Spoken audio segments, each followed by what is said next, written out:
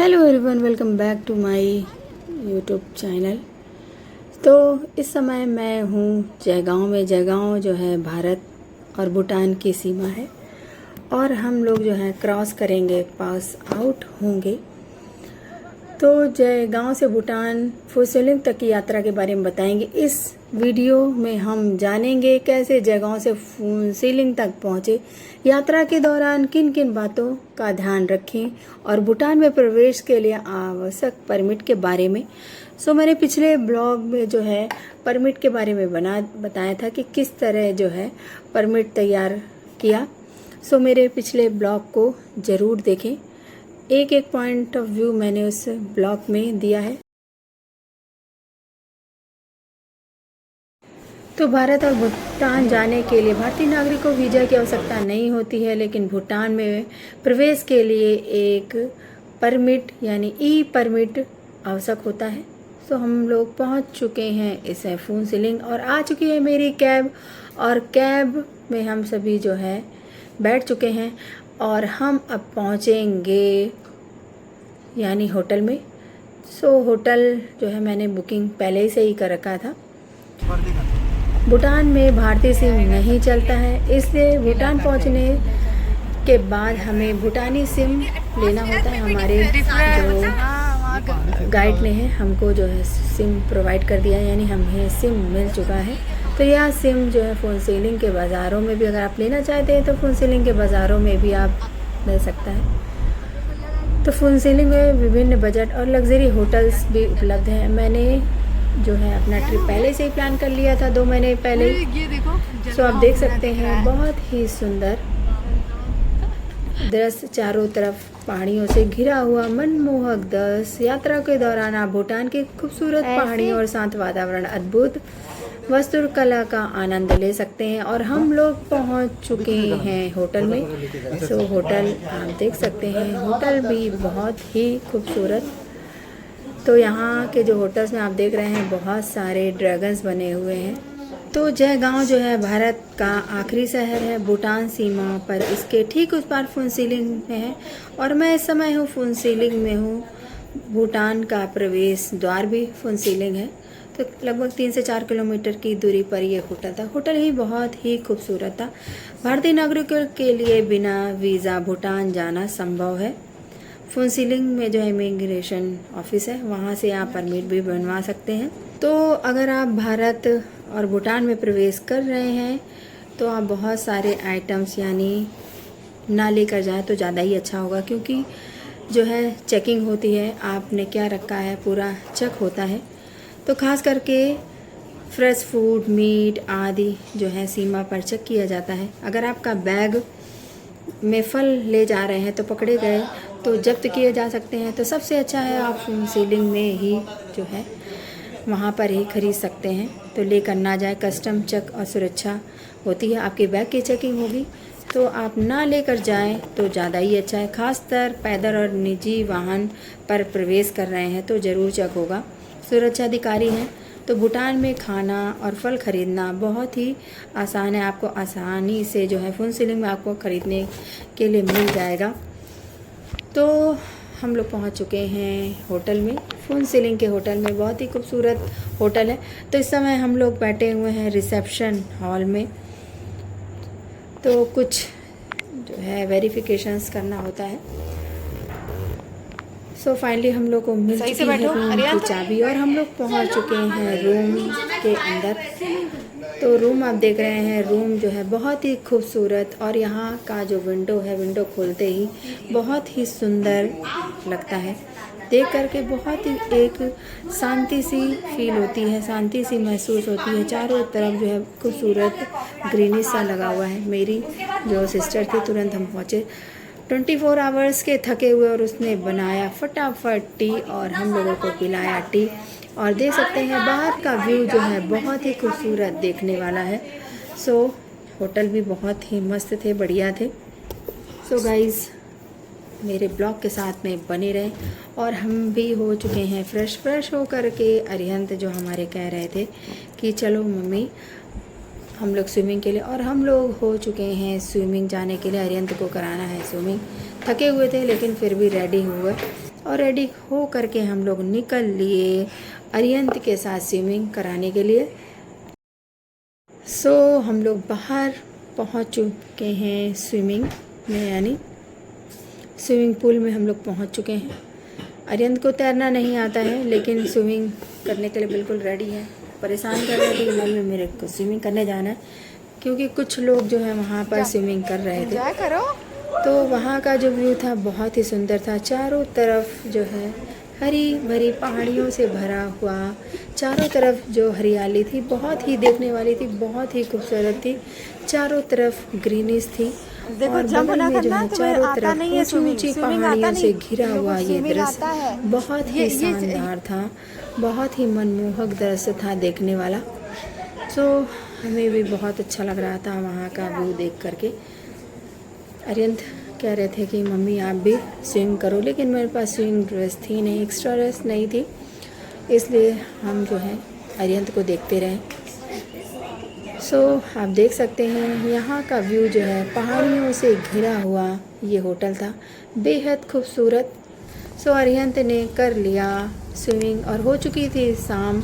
हमारे गाइड ने बोला कि जो हमारी जर्नी है कल से शुरुआत होगी, यानी हम कल से शुरुआत होगी। हमने सोचा चलो जाएं फिर बाहर हम लोग देख लें। तो हम लोग निकल लिए। हमको 4 बजे 4 से 5 का समय था, शाम हो चुकी थी। हम लोग निकल लिए। पहाड़ी थी, चलना बहुत ही मुश्किल नहीं था। पहाड़ों में चलना बहुत मुश्किल था, बिल्कुल स्लोप में थे, थक गए थे। चलना बहुत ऊंचाई थी, पहाड़ी की बहुत ऊंचा था। तो हम लोग निकल, चलना इतना आसान नहीं हो पा रहा था, थक रहे थे लेकिन फिर भी चलना था। तो लगभग होटल से पूछा कितनी दूर पर कन्वेंस मिलेगा, कैब मिल जाएगी। तो बताया आधा मुश्किल से 200 मीटर की दूरी पर हाईवे है, हाईवे में हमें जो है कैब मिल जाएगी। और हम लोग पहुंच रहे हैं पैदल चलकर। महज 10 मिनट की रास्ता थी और पहुंच चुके हैं हम लोग। रास्ते में मेरी सिस्टर थी, वो गिर गई। उसका जो पैर हो गया था स्लिप। हम लोग थोड़ी देर में 10 मिनट में पहुंच गए हाईवे। हाईवे का भी चित्र बेहद ही खूबसूरत था। देख सकते हैं ये चलते समय का व्यू बहुत ही सुंदर। और हम लोग पहुंच चुके हैं हाईवे में। ये है हाईवे, यानी फुल सीलिंग का हाईवे। और यहाँ से हम पकड़ेंगे जो है कैब। तो यहाँ से भी जो दृश्य आप देख रहे हैं बहुत ही खूबसूरत है। तो इस कैमरे में जितनी खूबसूरत रियल में दिख रहा है वो हम आप इस कैमरे में नहीं दिखाई पड़ रहा है। तो आ चुकी है कैब और हम लोग कैब पकड़ के महज 5 मिनट में हम लोग पहुंच जाएंगे फुन सोलिंग की मार्केट। देख सकते हैं बाहर का व्यू बहुत ही सुंदर है, बहुत ही मनमोहक। और ये है मेरी सिस्टर वैशाली और सामने अरियंत बैठे हुए हैं। तो देख सकते हैं ये है बाहर का व्यू, बहुत ही सुंदर। महज 5 मिनट में हम लोग पहुंच जाएंगे फुन सीलिंग मार्केट। गाइस मेरे ब्लॉग के साथ में बने रहिए।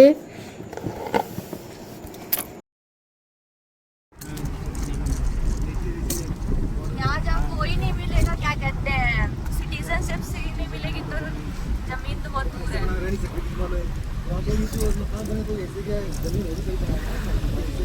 रेंट पे रह सकते हैं, उसके लिए भी वो कुछ क्राइटेरिया होता होगा।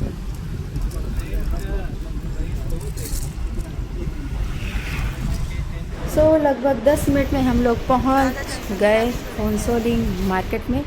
आप देख सकते हैं यहाँ का व्यू बहुत ही क्लीनलीनेस है। और वहीं पे हमको मिला बुद्धा टेम्पल। तो हम लोग बुद्धा टेम्पल, यानी हम लोगों ने सोचा कि बुद्धा के भी दर्शन कर लें। पहुँच गए हम लोग जो है बुद्धा पार्क। और वहाँ पे हम लोगों ने दर्शन किए बुद्धा के। तो देख सकते हैं ये है बुद्धा विहार, भूटान फुन सीलिंग का। और ये है बाहर का व्यू, देख सकते हैं कितनी क्लीनलीनेस है, चारों तरफ साफ़ सफाई है, एक भी आपको डस्ट या कचरा नहीं देखने को मिलेगा। तो हम लोग फटाफट पहुंच गए बौद्ध टेम्पल में। तो अंदर का ये बाहर का व्यू है। अंदर जो है नॉट अलाउड था, फ़ोटो नहीं खींच सकते थे। बाहर आप फ़ोटो खींच सकते थे लेकिन इसके अंदर का फ़ोटो नहीं अलाउड है। सो गाइज़ मैं इसका ब्लॉग जो है इस टेम्पल का ब्लॉग बनाऊंगी, तो देखना ना भूलें। भूटान के बॉर्डर में यानी फुसलिंग में, उधर है जो जलगांव है उस पार और उधर है इसको फुसलिंग, और ये है मेन सिटी, तो देख सकते हैं। और ये है फुसलिंग का मेन मार्केट। हम लोग घूमने के लिए आए हुए हैं यहाँ पे। तो जहाँ से हम लोग ने एंटर किया था वहीं पे हम दोबारा जो है पहुँच चुके हैं। तो ये है मेन सिटी भूटान का, बहुत ही नीट एंड क्लीन सिटी। तो बज रहे थे शाम के 7, साढ़े 6 बजने वाले थे। तो हम लोगों ने सोचा हो चुकी रात फटाफट अपने पहुंचते हैं, क्योंकि जो एरिया थी अननोन एरिया थी और शाम को हम लोग को पहुंचना था जल्दी। तो हम लोग पहुंच चुके हैं अपने होटल, और होटल का जो व्यू भी है बहुत ही सुंदर देखने वाला है। तो रात में का व्यू भी है बहुत ही सुंदर होटल का था। तो हम लोगों ने फटाफट कर लिया डिनर। तो देख सकते हैं ये है रात का व्यू, चारों तरफ लाइट्स लगी हुई थी और ग्रीनिश हरियाली, बहुत ही सुंदर लग रहा था रात का व्यू। सो हम लोगों ने कर लिया किया रात का डिनर और कुछ वॉकिंग, बहुत ही सुंदर दृश्य। तो रात का जो व्यू भी है बहुत ही सुंदर देखने वाला था, बहुत ही सुंदर लग रहा था रात का व्यू। सो हम लोगों ने कर लिया रात का डिनर और फिर पहुंच चुके अपने रूम में। पापा को भी बहुत अच्छा लग रहा था, तरह तरह के वहाँ पे जो फ्लावर थे, फूल थे और तरह तरह के जो पेड़ पौधे लगे हुए थे वो बहुत ही सुंदर देखने वाले थे। डिनर कर लिया और हम लोग पहुंच चुके वापस अपने रूम में। तो इस तरह से हमारा डे 2 यानी इस ट्रिप का डे 2 हुआ ख़त्म। हमारे जैसे लोग सो कल हम लोग निकलेंगे, अपनी जर्नी की शुरुआत करेंगे। तो ट्रिप के हो चुके हैं 2 दिन, रात हो चुकी है। सो मेरा ब्लॉग जो है ज़रूर देखें। तो ये है नाइट का व्यू।